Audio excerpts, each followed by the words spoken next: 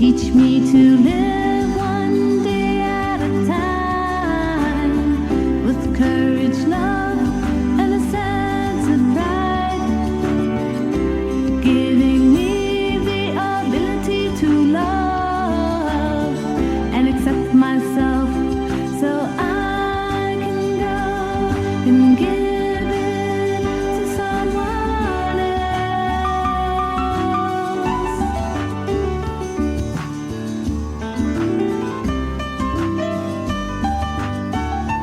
Welcome to another podcast of the Business of Life. Today we have with us a very special friend, Mr. David Smith MBE. Welcome.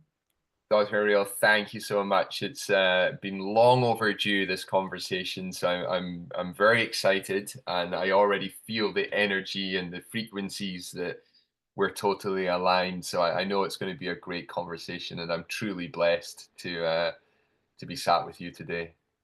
Oh, you're so kind. Thank you so much. I'm so looking forward to this day also. Could you please tell our audience a bit about yourself and what you do professionally? And then we're just going to go into life. Yeah, it's evolved over the years. I think years ago I would have defined myself as an athlete. I've been a professional sportsman my whole life. I've competed in numerous sports for my country, been a world champion, a gold medalist at the games, and now I work professionally as a Nike ambassador. But recently, I've sort of taken under a lot of reading around Buddhism, and I now purely identify as just I am. I'm just a human being, and whatever moment I'm in, I try to be fully present and experience the moment as it is, just as a human, and I try not to identify to any sort of fixed identity. And I found it very freeing, and I found it's a very beautiful place to be, and I'm happy to have found sort of, I guess, that enlightenment. I'm still a work in progress, but I've managed to detach from any sort of fixed profession that I had, just to be fully present with whatever I'm doing in the moment. Isn't that great to be able to know that you're more than what you do, and what you do is only a part of who you are for that time, like many of us. Yeah, and That's really amazing. I think it's the root of a lot of suffering, right? I think a lot of people suffer because we're brought up in a society that's that's priming us rather than us priming ourselves, and we fall into the categories of what we do, who we are, and it becomes important to form our tribe, and that early model of social psychology, where it sort of puts you in a box and says this is who you are and this is how you're going to live your life. And I think that's why I realized that in 2016 I was paralyzed from the neck down on one side due to a cancer and a surgery going wrong. And that in the last 8 years, I realized that I always identified as an athlete. And then what are the values that drive an athlete? Usually, if you look at the Olympics, it's Citius, Atius, Fortius, faster, higher, stronger. And the more I tried to attach that identity, the more I suffered. And I realized that actually, if I can just let go of that identity, and in Buddhism they call it anatta, that I will be free of the suffering of wanting more and desiring more from this identity. And it was such a beautiful moment when I first experienced that. And it made conversations difficult, because the usual conversation when you meet someone, they want to know what you do instantly to put you in the box, and I Yes. try to say to people, well, I just am. I'm sure that's quite confusing for people. You are what? Yeah, I'm just here. But I'm I just love I'm this just a being. idea. I love this idea of, and I agree, although I didn't get it to the same place with Buddhism, that what we do is not necessarily who we are, it's what we do. And then when we are pushed and molded from a very early age to identify with what we do, even though we came into the world doing nothing except being birthed, that was enough. Yeah, yeah, that was enough. Right? Then it does make it difficult, because all of a sudden what we do is who we are. But we always change. I mean, the world is changing. Most people do not stay in their professions for any more than, what did they say, 4 to 5 years now? So we're always changing. And I think that's the beauty of impermanence. I love the word impermanence. The cancer I have, I'm constantly having conversations around my mortality and death, I used to meditate on the memento mori to sort of know that everything, we will all die, and from the minute we're born, we're almost given a terminal diagnosis as anyway that we will die. But I found it quite heavy, and then I was introduced to the word impermanence, and I thought that's a beautiful word, and it's so poetic because everything we do in every second is impermanent. The conversation's impermanent, the weather, the change, and the way nature moves. Impermanence is all around us constantly, but most people are human doings rather than human beings, and they're human doings because they're attached to this identity of what they do, and they measure their success and what they do and the returns they get from their job or their hobbies or whatever they do, and everything's measured in this crazy world, and people just miss the beauty of impermanence. And I found when I was paralyzed that I really had to learn to just be, because I couldn't do anymore. So I had to just be, and then to be able to sit in my body, sit with my mind. And I started to notice the real beauty in the most simplest things, like a bird landing on a tree and then flying off. And I thought, wow, that's the most amazing thing I've seen all day. And for most of my life, I hadn't been aware of that those things happening, because I was such in human doing mode, attached to this identity, measuring my success on the achievements externally from what I was attached to. And then I just woke up probably last year, metaphorically and physically, to go, wow, actually, I'm going to measure my success on if I'm living by my values, what are my values and what are my intentions each day. And for me, am I a good person? I say every day I leave the house, my only intention is to make someone smile. And since I've sort of come to this philosophy, I've found such calm and peace in my life and also around me. That makes all the difference, does it? Can I ask, outside of you, what has been some of the reactions to you not doing anymore, but just being and allowing yourself to experience life as it comes? It confuses people.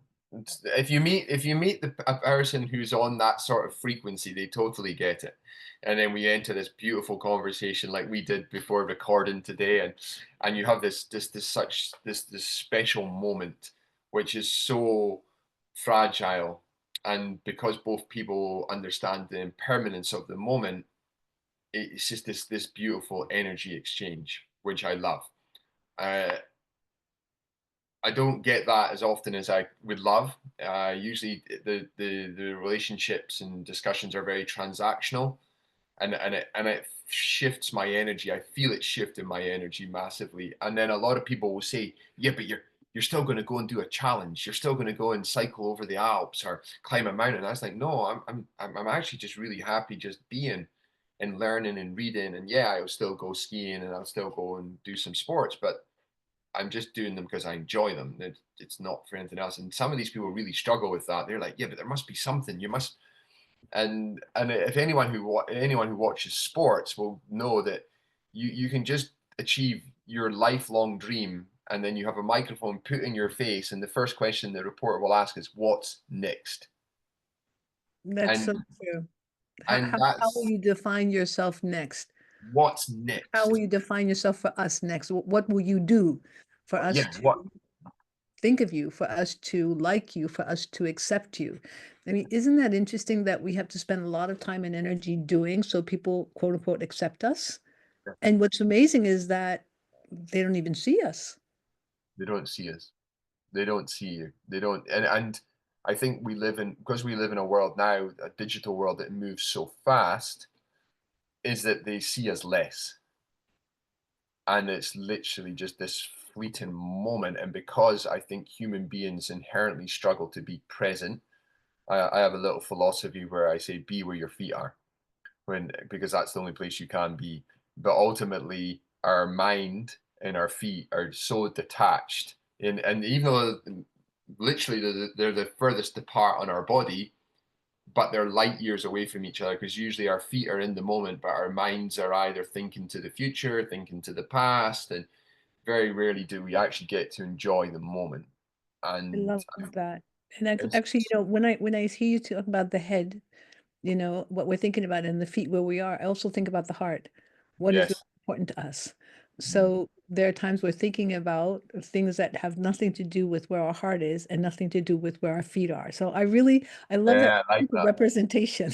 And like the heart is almost the meeting ground for your feet and your mind, and that's your soul. And I love that. And I think that in society, that's become detached. We've become detached from our soul, our heart, what we really love to do, and our passions. And I spoke to a gentleman not long ago, and I said, what lights your soul alive? And he's like, no one's ever asked me that. I'm just asked, have you done the work? Where's the deadlines? Where's the work? And Wow. he said, no one's ever asked me that question. He says, I don't really know. And he said, actually, it's probably fishing. And I said, when was the last time you fished? And he said, 15 years ago. Wow. I was That's like, sad. That's that's so sad. sad. That just gave me a big boom of sadness because that Yeah, tells me that this man has spent his time and energy doing what he thinks will give him acceptance and love and whatever he needs. yeah, And he's put on the in the back, he's pushed back so far, not a year, not 2 years, not 5 years, not 10, 15 years what he loves. yeah. What So he loves. literally denying himself so he can do so other people will accept him for the Yeah, moment because yes. it's all changing and fleeting, right? And for many people, it's what have you done for me lately? Yeah. What have you done for me? What have you done for me? And it really made me reflect a lot on society, on human beings, and the demand of human beings, and how it is all go, go, go, and you're measured in success with where you live, your house you have, the car you drive, the suit you wear, and everyone's constantly judging. And it's like, wow, how have we got here? And what does the future look like? And is it salvageable? I live I'm very optimistic and someone with hope, and I'd like to always think, well, there is, if I go out and I smile and I have a nice introduction with somebody, then they will do the same. And that energy is very, very powerful. And I always try to live with a deep, deep sense of gratitude. Not to that I don't keep a gratitude journal. I try and really live with gratitude in my heart, in my soul. So it meets my mind and my feet. And it's always a constant reminder. But then when I step outside and look around, everyone is in go do mode. I got to get to my next destination as fast as possible. And and I try to sometimes slow people down, and they're like, I don't have time to slow down. Right, right. I don't have time. How are you? Fine, good. Okay, bye. So that, Right. and one day I thought to myself, you need to make time to slow down. If not, your body will become sick. You will become sick, and then you will be forced to slow down. And I've spent 14 years on neurological wards, and usually my neighbor is a CEO under the age of 50 Wow. who's in That's telling. who's had a stroke because they've survived on 5 hours sleep a night. They're not looking after their physiology. They're very much in human doing mode, and they're measuring their success and their self-worth to the identity they've attached to themselves as company CEO. So this comes with an image and Right, and all the things you have to do.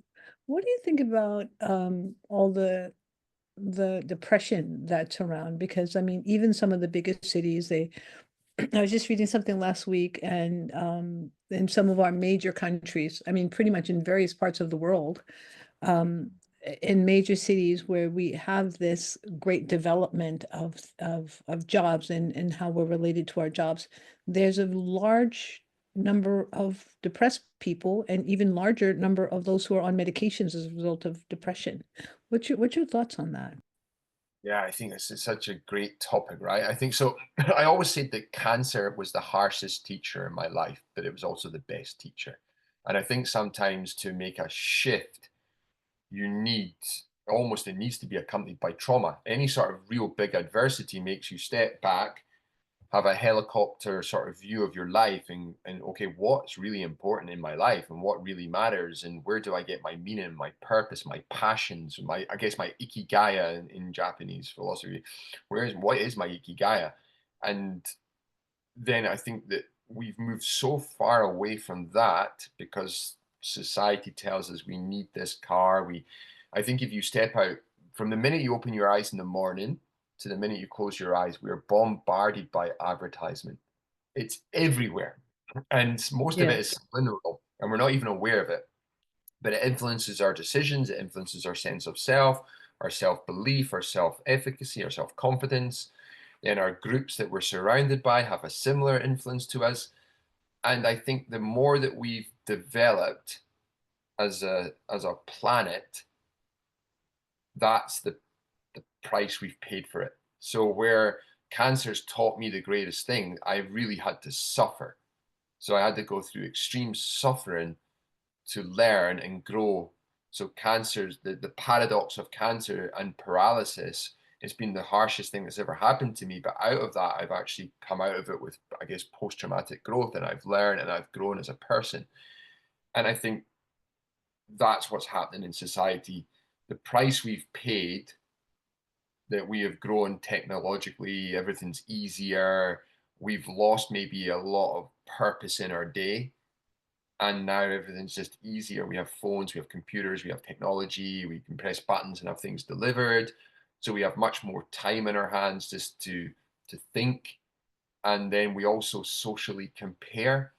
And I remember going to Burundi and into the right on the border of the Congo, and I've never, these people were so happy. They had no phones, but everything in their day had purpose, and the village had community. So they were all quantumly entangled.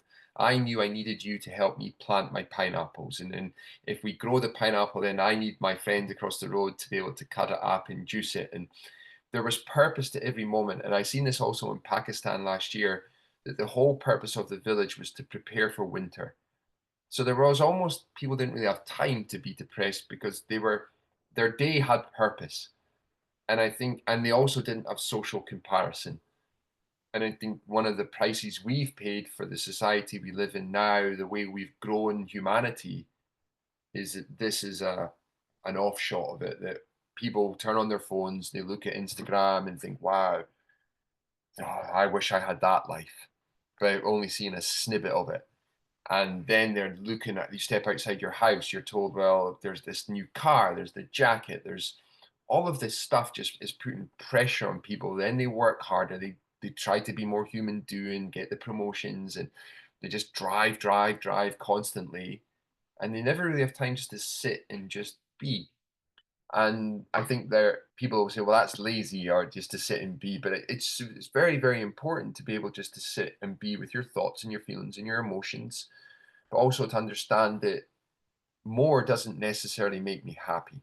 And I always say to people, happiness is an emotion. It comes and goes. Contentment is a state.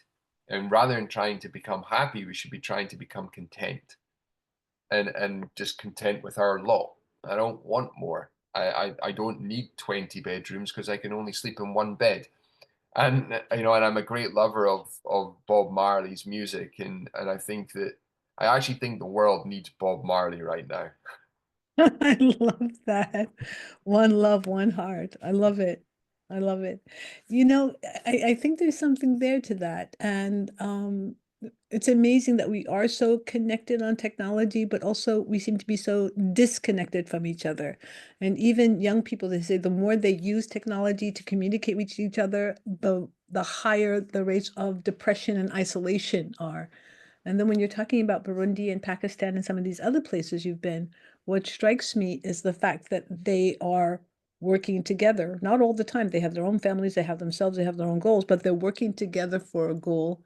And I'm wondering if maybe some of our loneliness and some of our depression and some of the reasons why we're not sure why we're here Yeah. is because we've disconnected from each other through technology. And we think that to be loved, to have a better life, is not to share together, but to Mm. buy more things. And I'm wondering is maybe the problem is that we forgot how to find that contentment with each other in groups rather than buying. It's why I love children. I've just recently come back from Cambodia, and I was watching the children just play. We visited a local school. The kids were no older than 10, and everyone was just playing. And I love this. I think we lose play as we grow older because we're told to do all these things and you have to be responsible and everyone's so serious. And I often joke with people, I'm like, it's not brain surgery. No one's died. You kind of need to lighten up a little bit and just have some fun. And it's all got a bit too serious. And I see these kids playing, and no one's like comparing. There was not what do you do. There was no transactional relationship. It was just play, and it was beautiful. There was lots of creativity, and I remember speaking to one of my friends when we were there, and he said, I know we're here to do good, but he says I don't want them to change because I think he's like, we've come over here with our values and this is how you've got to live. And actually, these people were way, way more happier than, than us. And is the answer flat screen televisions, digital mobile phones, all of this stuff? I don't know if that's really the answer. And okay, it's created a very comfortable life. We're going to be better at diagnosing cancer, better at treating illnesses. We're going to live longer. But have we lost the core meaning of what it is just to be human? What a great question. And I love that question. And it really shows that to be comfortable is nice, to have things are nice in order to make life better. Mhm. But I always say you love people and you use things rather Yeah, than using people and loving things. So I mean that's a good question. What is your thought on humanity? Have we lost our humanity? I think we've strayed off what it is to be human. I'd like to think we've not lost it. I'd like to think that it's worth fighting for. I think that as a civilization, we probably are a little bit lost, especially in the West. I think that it's right now. If you turn on, I often think that your nutrition is not just what you eat; it's what you consume. And the danger of echo chambers and this constant narrative of the news that it's negative and what we're fed yeah, it can be a pretty dark place to go. And I look around, especially in London, and I just again I as a disabled person, everyone is people push me out the way, but also as a disabled person, I've seen the beauty in humanity. I've seen the beauty in people trying to help me and assist me. And so I think we've not lost it. It's very much there. But if we disconnect more from each other and connect more to technology, then I think we're at the danger. I definitely think if we go through the revolutions, the industrial revolution, different revolution, we're going through a tech revolution and we're now going into an AI revolution. If we let it go too far and we become too disconnected, I feel that we could go into dangerous territory. But I think at the moment we're right on the cusp of potentially losing that connection. And that's where I seen in Cambodia, there was these beautiful connections and I see it when I go to Jamaica, there's these beautiful connections. But then when I come back, they're lacking because I think people are struggling. I generally do think that people struggle to choose between heating their homes and food. And I think that's a big part of it. I also think the weather plays a big part of it. The vitamin D deficiency, the SAD syndrome, this stuff is definitely real. But I think one of the best ingredients to that to help it is connection with your tribe, with human people checking on people. Are you okay? And I think, I don't know where we're going to go, but I think that we're at a very key point in our evolution that we have to really fight to hold on to human connection. Yeah, I think I really agree with you with that. And what is humanity? And I guess humanity for me is that human connection of I am a person. I am human, fully human, which means Absolutely. that I can be helpful and I can also be harmful. Mhm. I can be here or I can ignore the fact that you exist. Um, Mhm. and humanity is not just all the good, but the fullness of being a human being, But in the fullness of being a human being, it also means our connections, because our connections, whether it's to family or uh, a group that we do things with, and one or two close friends, is really important for our lives. And I think that humanity is making time, as you said, in space for those connections, and realizing that they are part of our nutrition. It's just as important as the sun. It's just as important as water. It's just as important as food. And without that, we are lacking, and we are starving. And perhaps that's why we have loneliness, and that's why we have people who want to commit suicide, and that's why we have people using technology and buying things in order to figure out how to feel better, not knowing and understanding that feeling better is connections with other people. It almost, I guess, the word dopamine is thrown around a lot right now. It seems to be the buzzword, but people are, I guess, are getting these dopamine hits from social media rather than going to the local coffee shop. I remember growing up as a child, I would leave the house, I knew the postman, and he'd be like, "Good morning, David." I'd be, "Good morning." And then I'd see someone else, I'd be like, "Morning, morning." Then you would stop and have a little interlude with somebody, and then you'd go to the local coffee shop, and the coffee shop would know you. And just from leaving your house to the coffee shop, you might have had 5 to 10 beautiful little snippets of just a good morning. I can leave the house now in London, and I grew up in a village with a couple of hundred people. I can leave the house in London with millions of people, and no one will speak to me all day. And I walk around with a big smile on my face, and I'm like, "Hello, hello," and I'm thinking, oh, even my neighbor doesn't know who I am. And I'm thinking, this is crazy, because if you'd gone back to the 1960s, 1970s, the whole street would have known each other. Yeah, And I'm this is thinking, true.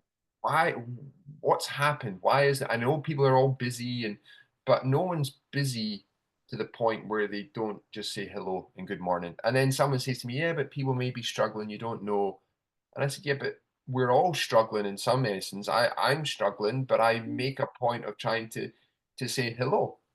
It's called And humanity is courtesy. I mean, courtesy, yeah, that's one it's of an the, important yeah, value. it's extremely important, because it reminds you of who you are as a human being.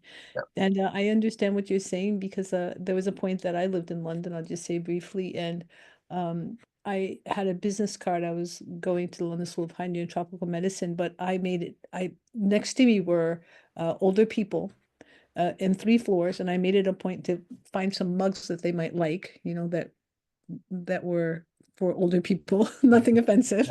Put my business card in, and I wrote on the other side, this is who I am, this is my name, and I live here. I just moved in. If I can help in any way, please call me. Mm, And that happened. wow. And I got to know my neighbors, and as a result of that, I was able to get to know Logic Express Caton, who was the first person literally in the world to electrify the guitar. He's Wow, actually also in my amazing. book, and he was my neighbor, so right in London. Wow. Even if he didn't electrify the guitar, just being open and receptive and saying that hello makes a difference. So I want to thank you for saying hello and letting people see that there's another way. Okay, you're struggling. We all do. That's a part of life. I mean, even when we gave birth, we struggled to get out. Yeah. So, okay, I've been struggling since you day one. struggle, you Yeah, breathe, you have fun. This is part of life, but it doesn't mean you can't be courteous, and you can't um, fulfill being human, yeah, having humanity, which is the best part of who we are. yeah. It's super. It's such an interesting. It's such an interesting philosophy, and I often see it when I go onto the cancer wards. That sometimes people are more happier in the hospital than they are on the street, and I think it goes back to that. Well, this big adversities come into my life, and it's almost made me realize what's important to me, what really matters.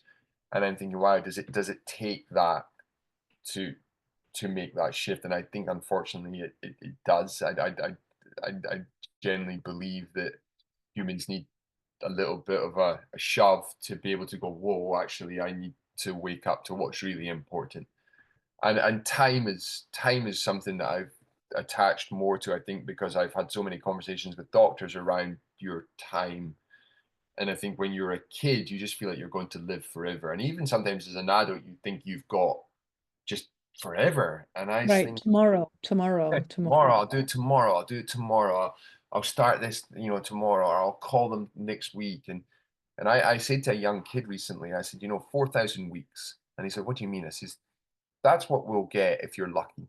From the minute you take that first breath of coming into this life on an inhale and leaving on an exhale, your exhale, if you're lucky, will be 4,000 weeks later if you live to your 80s." I said, "That's if you're lucky." That's And amazing. he was like, "Whoa, I've never only 4,000 weeks?" I was like, "Yeah, and you've already used up a bunch of those weeks. You'll also sleep for about 20 years of your life, and then you'll spend another 5, 6 years just scrolling. Then you'll spend a bunch of years arguing about pointless stuff. So when you really get down to it, you're only getting a few years of the stuff you really love." So I said to him, "You have 18,400 seconds a day. Make sure you're showing up to them with who you want to be." And that doesn't mean you need to be jumping off cliffs and climbing Everest every week, right? It's also being able to sit in the most simplest moment and take beauty and joy from just being. And I think that's where we can learn so much from the Buddhist philosophies around just not wanting more all the time, more of this, more of that. I think more is it's I often think of it like chocolate biscuits. You eat one, it's really nice. You eat two, you feel great. You eat three, you feel amazing. You eat the whole box, you feel sick. I love it. I really love it. Um, there's so much to think about. I'd like to invite you to come on again. Our 30 minutes has gone by too quickly. Yes. And I want to thank you, my friend, for being on. I've learned so much from you. And what you've just said has really stuck with me. So thank you for that. I'm going to remember that how many weeks I have in life and what to do with it. So thank you for that. Thank you, And, Dr. is there anything else you'd like to say to our audience before we stop? Be where your feet are. Thank you. I love that. So once again, thank you for joining us for the business of life. And remember, if I'm not for myself, who will be for me? If I am only for myself, what am I? If not now, then when? That's by Hillel. And I say, if not me, then who? Thank you.